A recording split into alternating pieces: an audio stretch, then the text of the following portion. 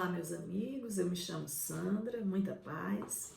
Eu faço parte desse belo projeto do nosso Lar Francisco de Assis, o Evangelho Online. Hoje me cabe tecer algumas considerações sobre o item 8 do capítulo 1 de O Evangelho segundo o Espiritismo, Aliança da Ciência e da Religião. O Evangelho nos diz que a ciência e a religião são as duas alavancas da inteligência humana, vale dizer, do progresso humano. Pela ciência se revelam as leis do mundo material e pela religião as leis do mundo moral. Ocorre que essas leis têm o mesmo princípio, que é Deus, e, portanto, elas não podem se contradizer. Kardec vem nos explicar que a incompatibilidade que se julgou existir entre essas duas ordens de ideia, na verdade, parte de uma observação defeituosa, de um excesso de exclusivismo nos pontos de vista dos adeptos de um lado e do outro. Todo conflito entre elas, portanto, é apenas aparente, e com absoluta segurança a esse respeito, Kardec pronunciou a célebre frase: se um dia a ciência provar que o espiritismo está errado em determinado ponto, abandonem esse ponto e fiquem com a ciência. Ciência e religião, então, não são uma a negação da outra, ao contrário, é da união das duas, aliadas à filosofia, formando o tripé sobre o qual se sustenta a doutrina espírita, que chegamos a uma melhor compreensão dos fatos da natureza, das leis que regem a matéria e das leis que tutelam a interação do mundo corpóreo com o mundo espiritual. Sobre a origem do universo, tema disputado nas ciências terrenas, diversas teorias trazem suas explicações, dentre elas, a mais aceita hoje é a teoria do Big Bang, que diz que o universo originou-se a partir de uma grande explosão ocorrida há 14 bilhões de anos. No capítulo 3 de O Livro dos Espíritos, está dito que o que nós podemos compreender agora, nesse nosso grau evolutivo, é que os mundos se formam a partir de matéria disseminada no espaço, se formam pela condensação de toda essa matéria que está disseminada no espaço. Os cometas, por exemplo, são um começo de condensação de matéria, um começo de novos mundos em formação. De já, lembremos aqui que toda a matéria, todos os corpos materiais existentes no universo têm origem no fluido cósmico universal, ou matéria cósmica primitiva, também conhecida como éter, da teoria de Newton. E ao éter está dito em A Gênese, livro da codificação, no capítulo 6, ao éter são inerentes as forças que presidiram as metamorfoses da matéria, as leis imutáveis e necessárias que regem o mundo e que são conhecidas na Terra como gravidade, coesão, afinidade, atração, magnetismo e eletricidade. Eis a ciência encontrando-se com as revelações dos espíritos superiores. Então, os mundos se formam pela condensação de matéria disseminada no espaço. Matéria disseminada no espaço. Conhecemos pela ciência e por revelação espiritual as nebulosas, que são nuvens interestelares de poeira e gases. Os telescópios modernos nos revelam lindas e coloridas imagens de variadas delas, e um dos modos de surgimento das nebulosas é a partir da explosão de estrelas que se encontram no ciclo final de suas vidas.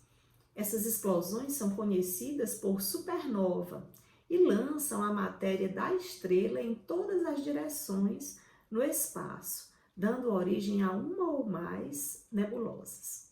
Podemos daí inferir que não houve um Big Bang que deu origem a tudo, mas que sim, na história universal, há repetidas e variadas explosões que favorecem a formação de novos mundos, de novos sistemas solares, de novas galáxias.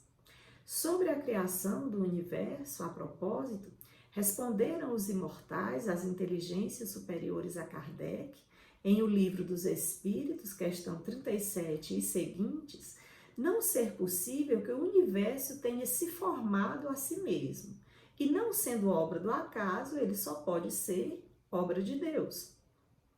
Lembrando aqui outra frase célebre de Kardec, de que todo efeito inteligente tem que decorrer de uma causa inteligente.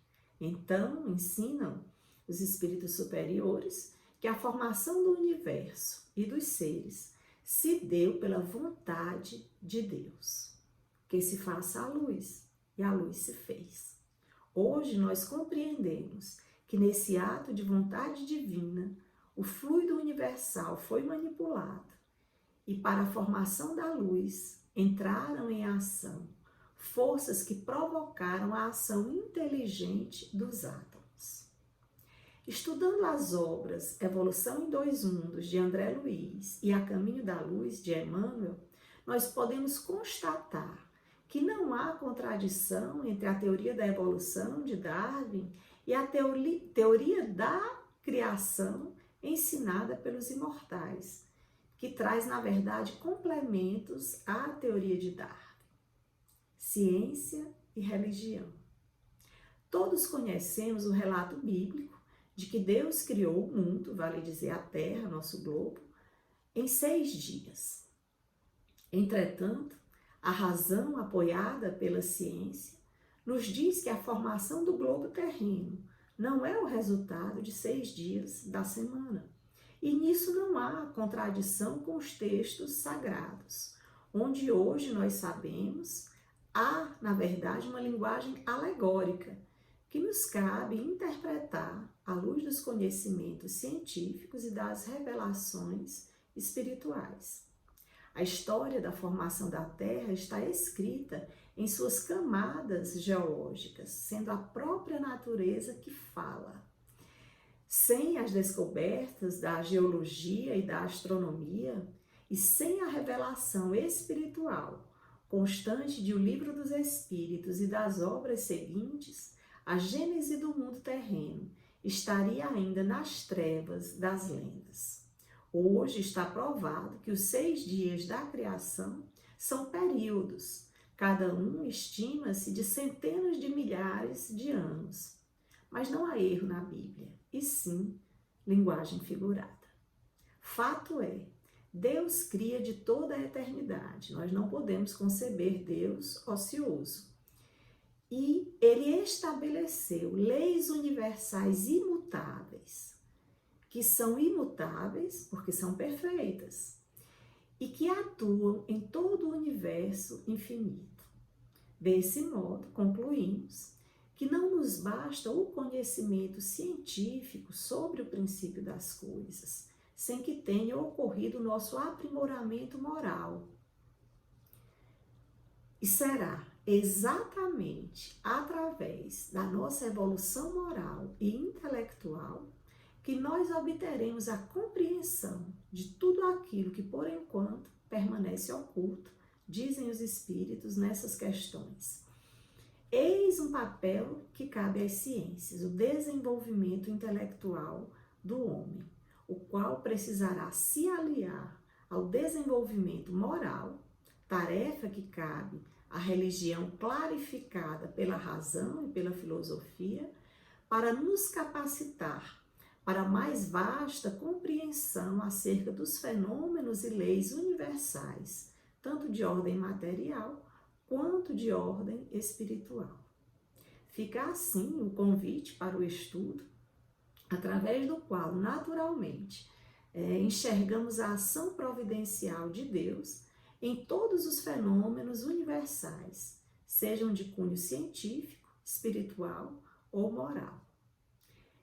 Para finalizar, Emmanuel nos fala que a ciência no mundo é um conjunto de afirmações provisórias do cérebro a caminho da sabedoria, e que a religião na Terra é um acervo de revelações parciais do céu, a caminho do amor.